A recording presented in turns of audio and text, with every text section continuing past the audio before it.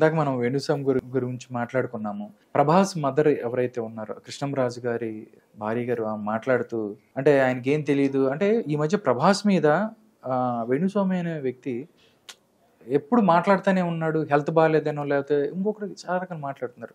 దాని నుంచి వాళ్ళ మదర్ కొన్ని కామెంట్ చేశారు. ఆయనకేం తెలుసు అన్నట్టుగా మాట్లాడారు. అంటే సేమ్ అంతకుముందు అందరితో వచ్చింది. బట్ ఇప్పటి నుంచి ప్రభాస్ వైపు నుంచి కానీ ఇప్పుడు దాకా రియాక్షన్ లేదు. వాళ్ళ మదర్ మాట్లాడారు. దీన్ని ఎలా చూడొచ్చు గురుగారు? అంటే తను స్ట్రైట్గా పేరు చెప్పి మాట్లాడలేదు, కానీ వేణుస్వామి అవతల వాళ్ళకి అది వినగానే స్ఫురించేలాగా మాట్లాడాడు. అంటే అవతల వాళ్ళకి అది వినగానే ఎవరు అనేది కన్వే అయిపోతుంది.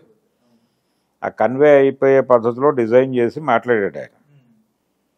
అంటే ప్రతి సందర్భంలోనూ ఈ జాతకాలు చెప్పే వాళ్ళందరూ కూడా ఏదో ఒక సెన్సేషన్ కోరుకుంటారు. ఇప్పుడు ప్రతి ఎన్నికలకి ముందు ఒక రాజకీయ హత్య జరుగుతుంది అన్న పద్ధతిలో మాట్లాడేస్తూ ఉంటారు. అది జరగచ్చు, జరగకపోవచ్చు. జరిగితే నేను చెప్పాను కదా అంటారు, జరగకపోతే దానికి ఒక కారణం చెప్తారు. కాబట్టి వాళ్ళ కత్తికి రెండు వైపులా పదును ఉంటుంది. రెండు వైపులా అంటే అసలు టోటల్గా అన్ని వైపులా పదునుండే కత్తి జేబులో పెట్టుకు తిరుగుతూ ఉంటారు. ఓకే, ఇది ప్రమాదకరం. అంటే వీళ్ళని ఎంకరేజ్ చేయటం కూడా తప్పే. వీళ్ళు చాలా సందర్భాల్లో చాలా మందికి మనోవేదన కలిగిస్తారు, భయపెడతారు, టెర్రరైజ్ చేస్తారు. నీ జాతకంలో అంటే అవతల వాడు ఒక బలహీనతలో ఉన్నాడు అనే విషయం వీళ్ళకి అర్థమైపోతే నీ జాతకంలో ఈ దోషాలు ఉండటం వల్ల నీకు ఇవన్నీ జరుగుతున్నాయి, దీని నుంచి బయటకు రావడానికి నువ్వు చేయవలసిన క్రతువులు అంటారు. అక్కడి నుంచి ట్రాక్ మారిపోయి ఇతను టోటల్గా వాళ్ళ ఫాలోయర్గా మారిపోతాడు. అతనితో పాటు ట్రావెల్ అవటమే జీవితాంతం. ఓకే, ఇలా ఒక కస్టమర్ బేస్ రెడీ అయిపోతుంది వాళ్ళకి. దాంతో రకరకాల వ్యాపారాలు చేస్తారు.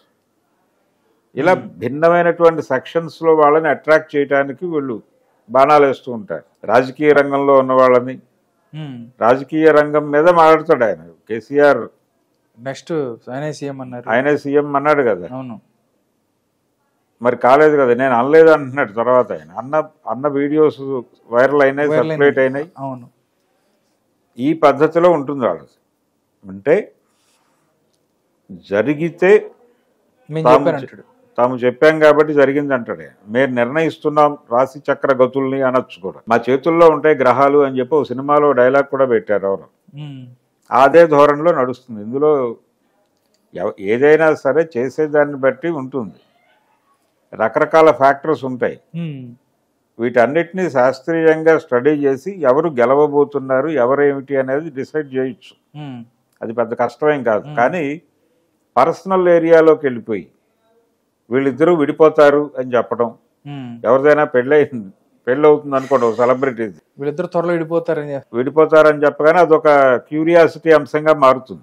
అసలు ఏంటి, ఏం చెప్పాడు, పెళ్ళైన వాళ్ళు విడిపోక మానుతారా అన్న పద్ధతిలో వెళ్ళిపోతుంది అనుకోండి పాయింట్. అది ఇబ్బందికరం.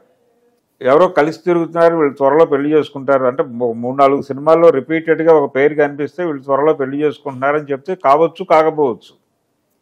అలాగే ప్రభాస్ కూడా రాధేశ్యామ్ సినిమాలో కొంచెం ఇబ్బందికరంగా కనిపించాడు. షేప్ అవుట్ అయిపోయి కొంచెం గందరగోళంగా అనిపించాడు.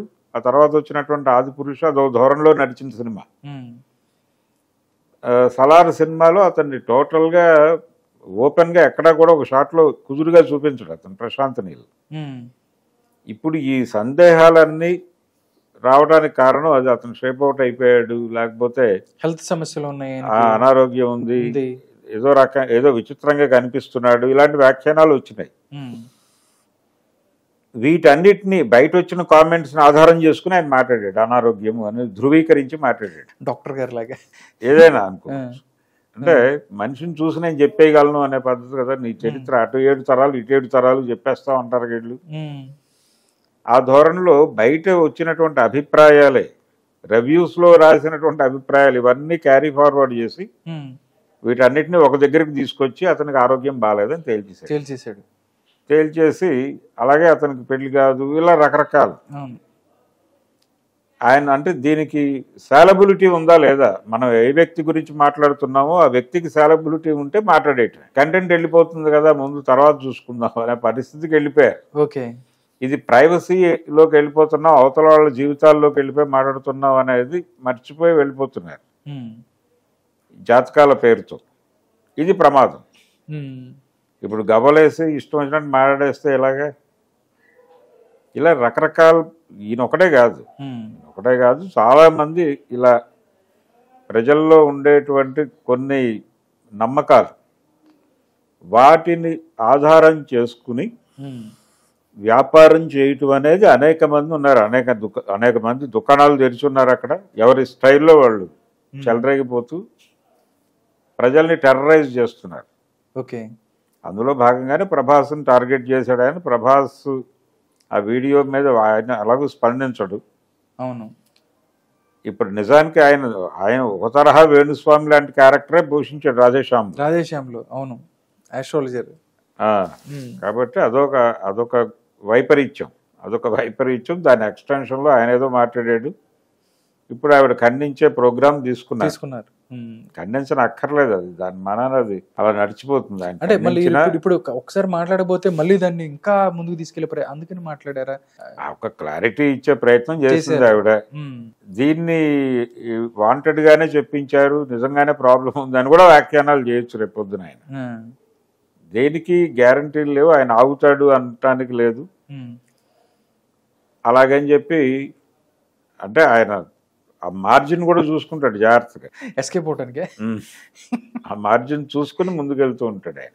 ఓకే. ఈయనే కాదు, మొత్తం ఆ ఏరియాలో ఉన్న వాళ్ళందరూ అదే పద్ధతిలో వెళ్తారు. ఓకే, ఆస్ట్రాలజర్స్ అందరూ అంతే.